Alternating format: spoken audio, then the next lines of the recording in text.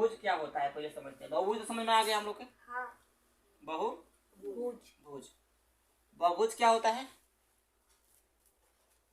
बताएं। कि रेखाखंडों से बने बंद आकृति को हम लोग क्या बोलेंगे, बहुभुज। चाहे उसमें कई भी रेखाखंड हो, जब मान लीजिए कि बनेगा 2 रेखाखंड से तो बहुभुज बन नहीं सकता है ना। यानी उसमें कम से कम कई रेखाखंड होना चाहिए, 3 या 3 से अधिक होना चाहिए। अगर बहुभुज बनाना हो तो 3 या 3 से अधिक रेखाखंड रहेगा तभी हम बहुभुज बना सकते हैं। अगर नहीं तो मान लीजिए अगर 2 रेखाखंड से बहुभुज बना सकते हैं क्या, ये ऐसी कीजिएगा तो ऐसे हो जाएगा, है ना। समझिए कि 2 को पैर हो जाएगा, इसकी जगह तो ये नहीं, इसका पैर ना फट जाएगा, ठीक। इसका मतलब कि 2 रेखाखंड से हम बहुभुज का निर्माण नहीं कर सकते, ठीक। मात्र कम से कम बहुभुज बनाने के लिए क्या रेखाखंड चाहिए, 3। इसी में समचतुर्भुज के हम लोग पढ़ेंगे, समचतुर्भुज के बने कोण, ठीक है। समचतुर्भुज में हम लोग पढ़ने वाले हैं सम्मुख कोण। क्या पढ़ने वाले हैं, सम्मुख कोण। पहले हम लोग पढ़ेंगे सम्मुख कोण पढ़ेंगे, ठीक है। अब सम्मुख कोण क्या होता है वो देखते हैं, ठीक है। सम्मुख कोण किसी भी समचतुर्भुज में बने सम्मुख कोण जो होते हैं, मान लीजिए कि ये है एक समचतुर्भुज, ठीक है। ये क्या हो गए, समचतुर्भुज हो गए। अब इस समचतुर्भुज में हमारा सम्मुख कोण कौन है, ठीक है। तो देखिए सम्मुख का मतलब होता है सम्मुख, मतलब आमने सामने के मुख को, आमने सामने की भुजा को हम लोग बोलते हैं सम्मुख कोण, ठीक है। आमने सामने की भुजा का मतलब ये भुजा और ये भुजा, ये दोनों सम्मुख कोण हुए, क्योंकि इनका मुख एक ही कोण है, एक ही ओर है, ठीक है।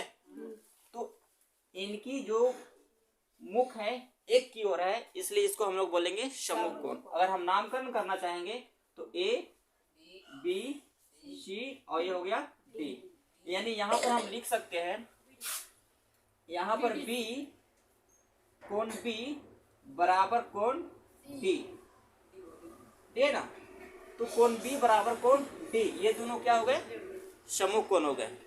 समझ में आ गया। और यहाँ पर देखिए कोण ए और कोण सी, ये दोनों क्या हो गए, सम्मुख कोण हो गए, है ना। और सम्मुख कोण का मान जो होता है हमेशा बराबर होता है। बात समझ में आ गया। सम्मुख कोण का मान क्या होता है, बराबर होता है। इसी तरह से एक आता है आसन कोण। क्या होता है, आसन कोण। अब आसन कोण में होता क्या देखिए, इसी में हम लिखते हैं यहाँ पर आसन कोण, आसन कोण। अब आसन कोण क्या होता है ये तो समझ में आ गया। सम्मुख कोण का मान क्या होता है, बराबर। यह लिख दे रहे हैं, सम्मुख कोण का मान क्या होगा, बराबर होता है, ठीक है। सम्मुख कोण का मान क्या होता है, बराबर होता है। इतना तो कोई दिक्कत। अगर मान लीजिए कि ये अगर 40 है तो ये भी 40 होगा, है ना। ये अगर 20 है तो ये भी 20 होगा। तो सम्मुख कोण इसी को हम लोग बोलते हैं। सम्मुख कोण का मान क्या होता है, बराबर। इसी में आता है आसन कोण, ठीक है। तो इसको हम इस फिगर को थोड़ा अंदर के पार्ट्स को मिटाते हैं ना, ताकि हमको मिटाएंगे तो फिर लिखने में भी परेशानी होगा ना। जल्दी से तैयार हो गया, हाँ मार्कर खत्म हो जाएगा। बात सही बोल। देखिए आसन कोण होता क्या है, आसन कोण क्या होता है कि देखिए ये कोण और ये कोण क्या है, आसन कोण है, ठीक है। कोण बी और कोण सी, ये कौन सा कोण है, आसन कोण। समझिएगा ध्यान से, कोण बी और कोण सी क्या है, आसन कोण। यानी कोण बी और कोण सी आसन कोण है। ध्यान देना है कि आसन कोण का जो मान होता है वो दोनों कोणों का जो योग होता है वो 180 होता है। आसन कोणों का जो मान जो होता है, दोनों कोणों का जो योग होगा, 2 आसन कोण है ना, इन दोनों कोनों का योग कितना होगा? 180 होता है। ध्यान रखना है, 180 होता है। ऊपर वाला और ऊपर वाला ये भी क्या हो गए? आसन कोण हो गए। यानी कोण ए और कोण डी ये क्या हो गए? आसन कोण हो गए। इन दोनों का कोनों का योग कितना होना चाहिए? 180 होना चाहिए। कोई दिक्कत नहीं। तो आसन कोनों का योग कितना होता है? 180 होता है। आसन कोण समझ में आ गया? ये कोण और ये कोण क्या है? आसन कोण है। ये आपको चैप्टर प्रश्नावली बनाने में काम करेगा, इसको मजाक में कोई मत लीजिएगा, ठीक है। नेक्स्ट है आपका, एक आता है रैखिक युग्म कोण, ठीक है। ये किसको बोलते हैं? रैखिक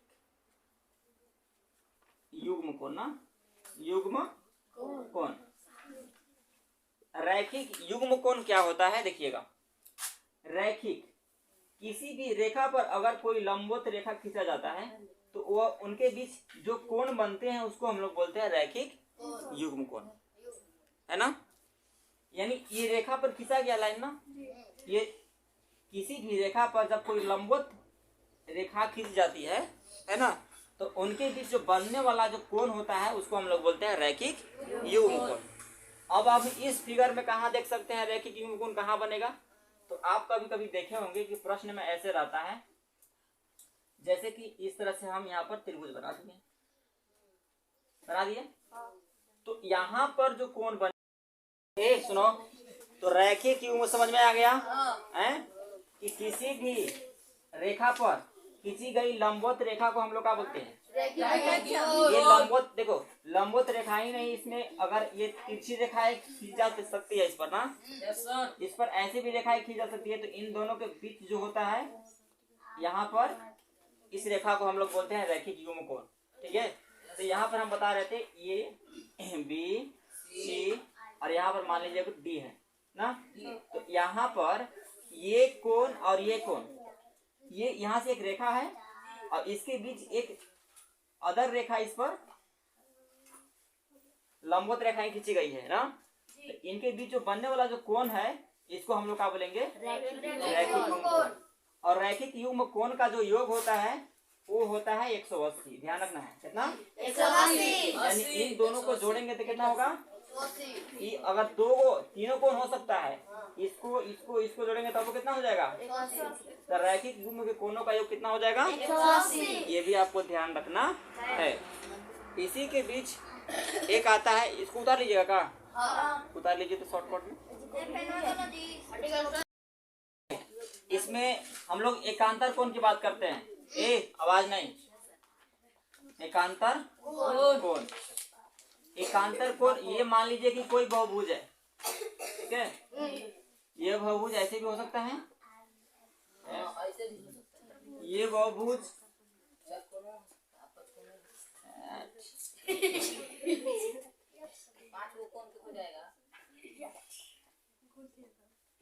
ऐसे भी हो सकता है, ठीक है। देखिए इस तरह से, आवाज नहीं, तब इस तरह से रेखाएं रहेगा, इस तरह से। तो इसको बिजुला क्या बोलते हैं पता है? क्या बोलते हैं इसको? इसको क्या बोलते हैं? बोलते हैं विकर्ण। क्या बोलते हैं इसको? विकर्ण।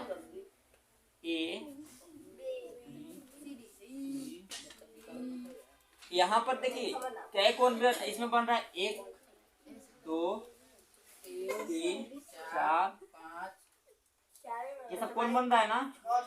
यानी 1 2 3 4 5 6 7 8, इस तरह से 8 कोण हुए। कितने बने? 8। इस चतुर्भुज में 8 कोण बन रहे हैं, है ना। अब हम लोग को यहाँ पर देखना है कि एकांतर कोण कौन कौन है, यही ना। एकांतर कोण कौन कौन है, तो इसके लिए हम क्या करेंगे कि एकांतर कोण का मतलब ये जो कोण है, ये कोण इसके बराबर होगा। एकांतर कोण का मान बराबर होता है। सबसे पहले लिखते हैं एकांतर कोण कोण का मान बराबर होता है, बराबर होता है। मतलब अपोजिट कोण जिसको हम लोग बोलते हैं ना, ई कोण का अपोजिट किसका हो जाएगा? 7। यानी कोण 3 का अपोजिट कौन होगा? कोण 7। यानी ई कोण बराबर ई कोण। अब कोण 4 का बताइए। 4 के 8। कोण 4 का 8। कोण 4 का एकांतर कोण कितना हो जाएगा? कोण 8। इसी तरह से कोण 2 का बताइए। 6। कोण 2 का 6। इस तरह से तीसरा तिरछी लेंगे हम लोग तो कोण 2 का 6 हो जाएगा। इस तरह से कोण 1 का कितना हो जाएगा? 5। कोण 1 का 5 हो जाएगा, है ना। तो ये क्या हुआ? आपका एकांतर कोण हो गया। क्या हो गया? एकांतर कोण। तो इसमें किसी को डाउट? No doubt. तो अब हम लोग आते हैं प्रश्न पर, है ना। हाँ उतारी जाती सर। याद हो गया। आपको ना याद हो गया सर? सब उतना ही टैलेंट नहीं ना है। हटिए ना सर। तुम लोग, आप लोग हमारे सर ही हैं। आप लोग से हम बहुत चीज सीखते हैं।